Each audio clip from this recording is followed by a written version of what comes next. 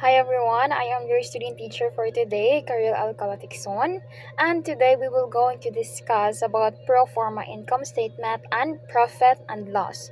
So this presentation will help you to understand how businesses forecast their future income, their expenses and profit through financial projections. So when we say financial planning, no, it is very important, especially for small businesses and startups, no, because it helps the owners, no, prepare for future operation and make a better business decisions. So throughout this discussion, no, you will going to learn the basics of income statement and difference between pro forma and actual financial statements, and how to create a simple projected income statement. So now let's move on to our learning objective first. So before we be at the end of the lesson, you, my dear student, no, should be able to first, no, differentiate between pro forma statement and actual profit and loss. Second, identify the key components of an income statement. Third, calculate gross profit and net income using standard formulation. So, these objectives now will guide us or will guide you, my dear student, to understand how financial projections are created and why they are important in business operation. So now let's start with A.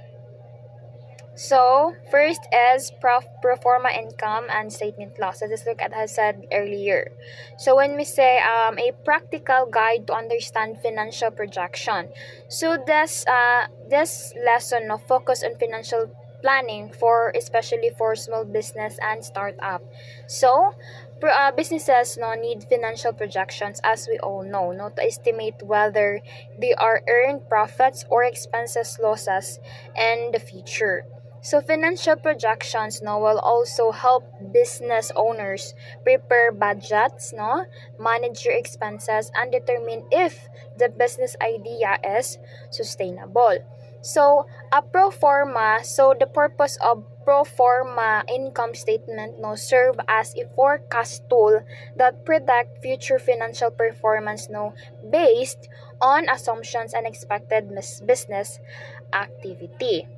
So what is an income statement? So when we say income statement, it also called a profit and loss statement, no, or P and L.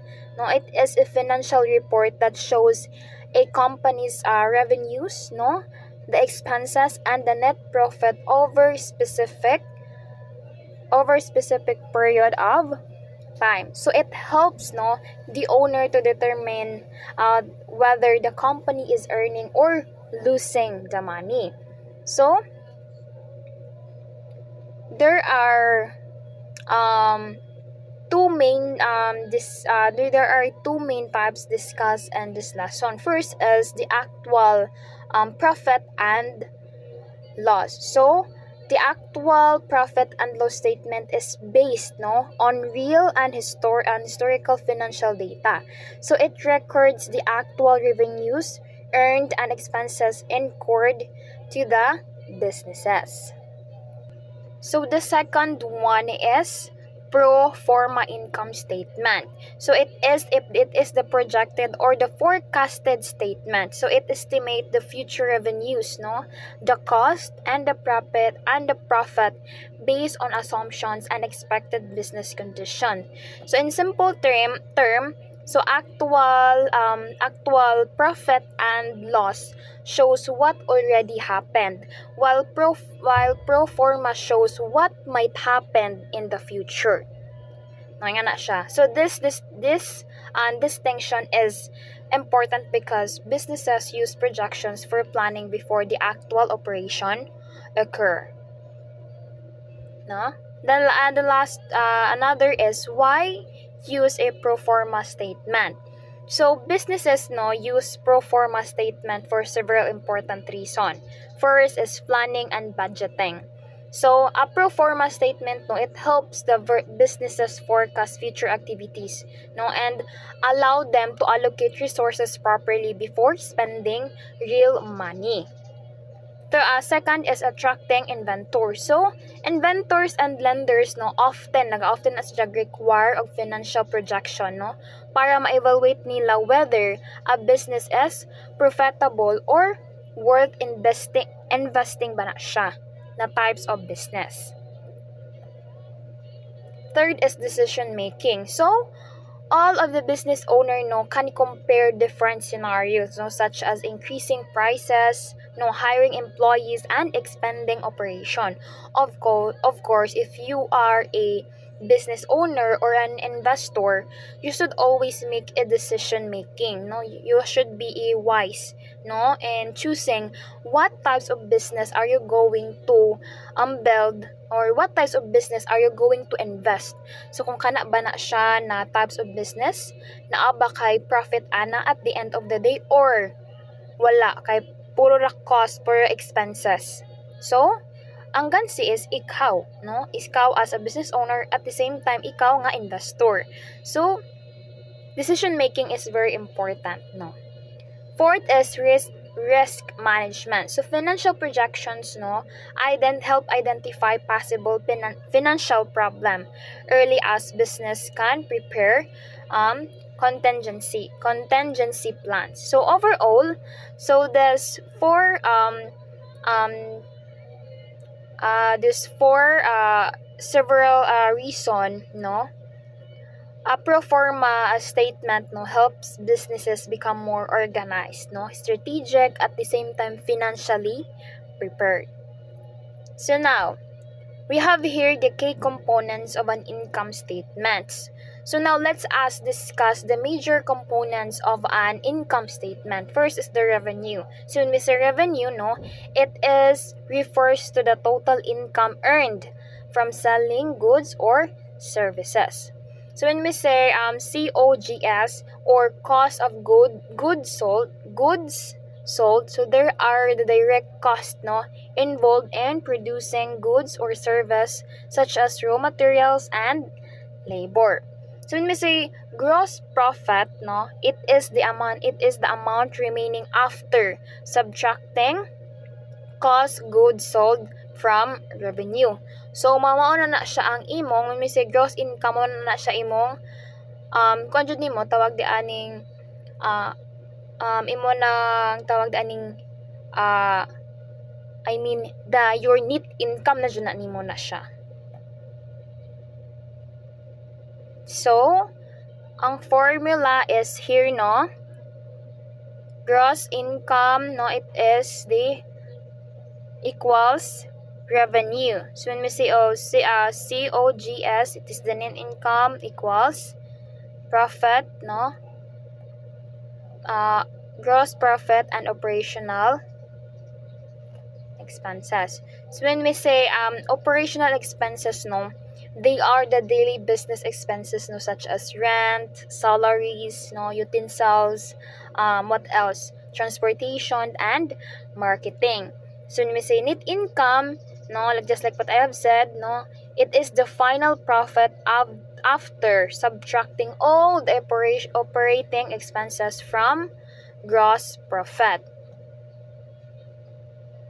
So these are the components. So these components are connected step by step, starting from revenue until arriving at the final profit.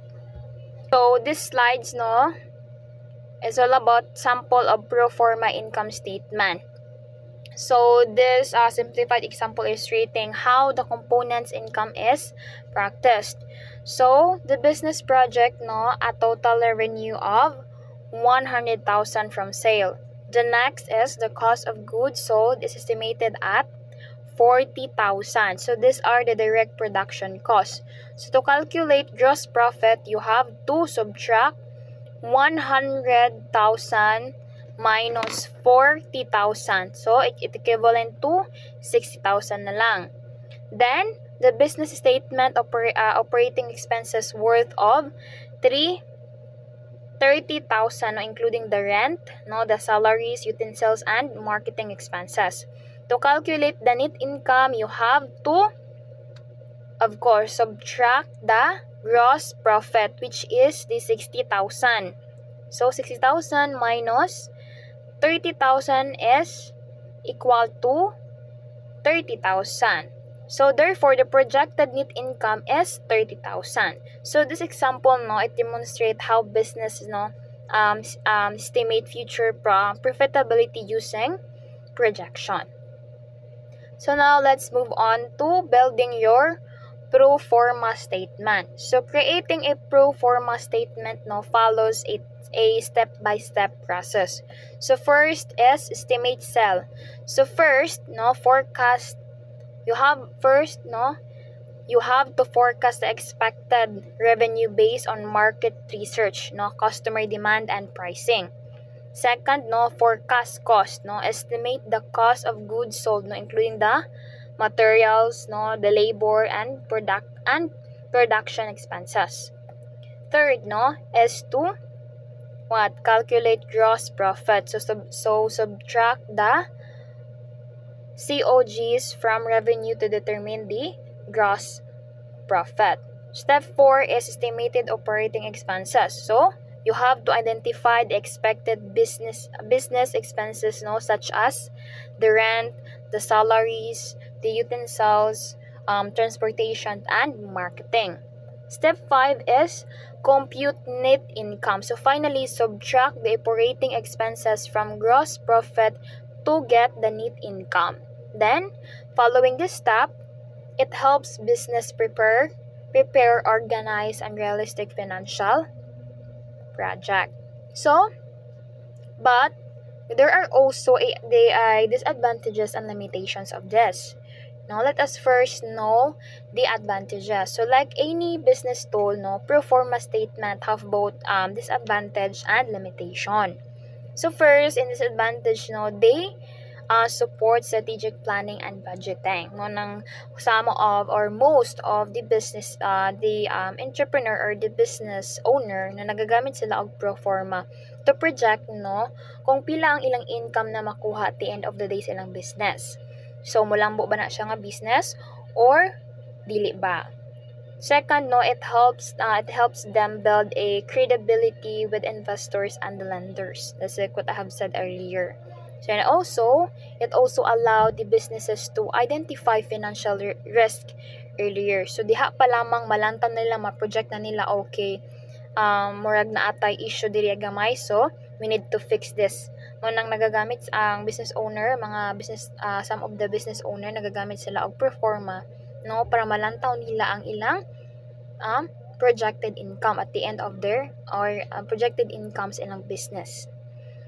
And limitation also, no, projections rely heavily on assumptions, no, that may change. So dili bot pasabot nga kadto nga projections is amo na jud to ang imong makuha, no. Dilibot pasabot nga ang projections sa imong business is mas successful. So naatay mga different challenges nga maagihan, especially when you are a business owner. So dili ta ma-expect, no, nga at the end of the day is tanan jud itong business or ikaw nga as inventor is mas successful jud na failure, no, as always. So dapat you must ready also, no. And then, accuracy depends on the quality of the data used. Of course, nagadepende on na. Kung imong product ba, for example, imong product ba, halin ba na siya sa market? Of course, at the end of the day, dako jud imong makuha na income. But, unahon-naon nimo kung kibali na ang kay product which is dili siya popular sa market. So, dili jud ka mag-expect nga ang imong product is mohalin. At the same time, dako ang imong income.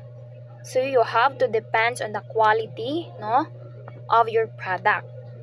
Then results are estimate only and not guaranteed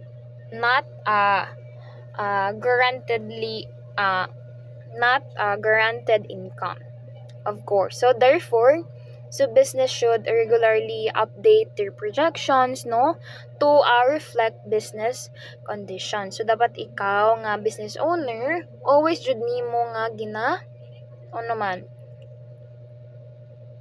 Gina